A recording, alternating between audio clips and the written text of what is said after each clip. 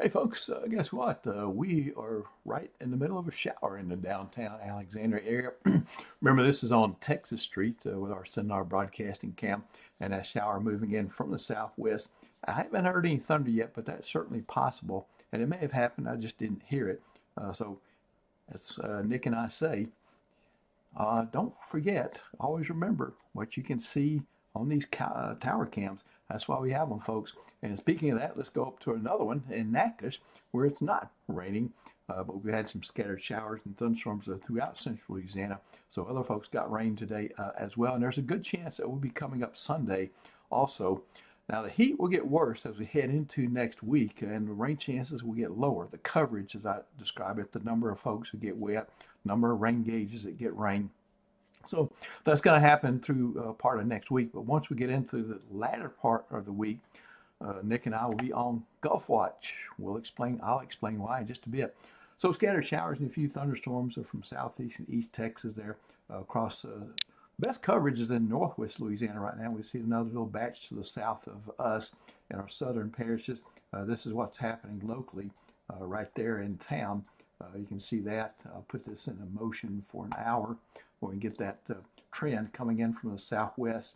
So no lightning indicated with that, but farther to the south, we do have some pretty good thunderstorms that have rolled through portions of Allen Parish, the Fenton, Oberlin, and areas of to the west of Eunice.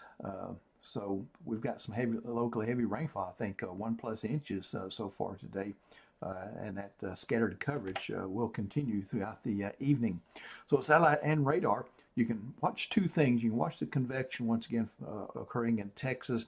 We're part of that area, but there's also a disorganized area off the east coast of the United States, and this is going to continue to be with us.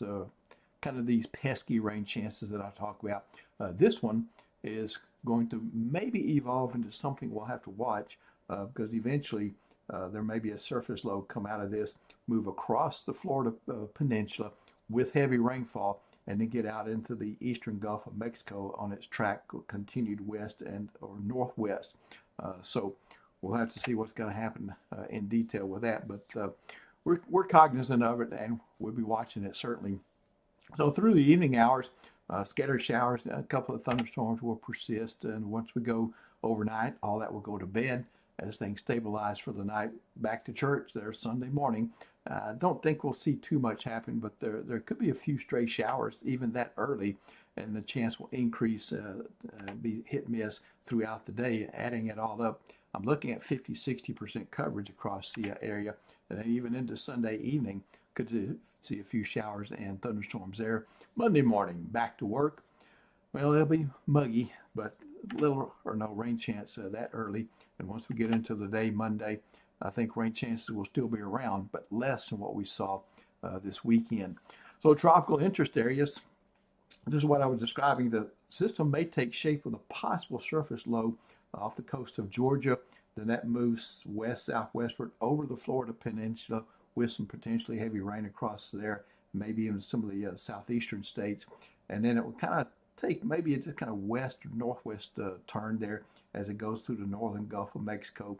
You see part of the Louisiana coast maybe into this. And I did increase rain chances there for that time period later next week out of respect for that possibility. So here's your 7-day numbers. 60% is what I've got up for Sunday. A seasonally hot day, 74, 93. Going into Monday, lower to 40%. I call this a high end of scattered. This is the low end of scattered. Notice the temperature creeping up there. Monday after 94. Tuesday, Wednesday, still the hottest days there. Heat indices over 105 in places. So the heat will be significant. And I did put a heat symbol up there just in case. Rain chances are down to 10%. You know how I feel about that. I'll put those in there if there is a legitimate shot of an isolated shower or a thunderstorm. And I still think there would be those days. And then I'll start watching the Gulf as sometime probably Wednesday, if not then, and into Thursday, Friday, and Saturday, and see what exactly happens over in that area. Right now, it looks like the conditions will be marginal for any tropical cyclone formation, but we've got to watch out anyway. At a bare minimum, it will increase the rain chances as it heads this way, basically, for starting Thursday and Friday and Saturday. I got a couple of 60% in a row there, and notice how the temperatures in the afternoon drop accordingly out of respect for those rain chances. All right, that's it from me. Nick Mickels will be back with you, I think, tomorrow. I'll be in the forecast center, also rewriting the 7-day forecast and studying that again. So it's one of those interesting situations where a possible Gulf system, the mid-latter part of next week for us to watch. All right, thanks for your support for SendLog Weather, and have a blessed Sunday.